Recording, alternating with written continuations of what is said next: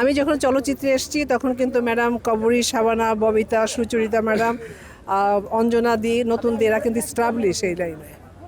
বুঝাইতে পেরেছি আপনাকে? আমার অনেক বেশ 2-3 বছর পরে অঞ্জু ঘোষ এসছে, তারপরে চম্পা, তারপরে দিথি, তারপর তার চলছে। বুঝতে পেরেছেন? আমি বলছি না যে আমি সিনিয়র না, কিন্তু যে আপনারা কিন্তু অনেকে লাগায় 70 বছর বয়সী বাগার বাগার বাগার, শোন বয়সটা তো একটা সংখ্যা, তাই নয় কি? যে আমি মানে সে যেই হোক না কেন, সে যদি সুস্থ থাকতে ভালো থাকতে পারে, তার যদি যে তার যে কর্ম, তার যে কাজ যদি করতে পারে, তাহলে তো অসুবিধা নাই কারো, তাই নয় কি? মানুষ তারও উৎসাহিত করবে, সে যেই হোক না কেন।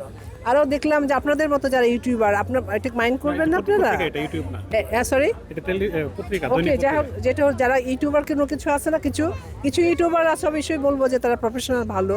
কিছু যে আপনার ইয়াং ছেলে পেলে দেখি, একটা টেলিভিশন, একটা সরি, আপনার একটা ফোন নিয়েই কিন্তু দেখা গেল কোথাও যাচ্ছি, কোথাও হয়তো গাড়ি থেকে নামছি, এমন অ্যাঙ্গেলগুলো ধরে, আর সেগুলো নিয়ে আপনার করে কি ভিডিও করে তারপর আপনার দেয়, এটা টোল করে।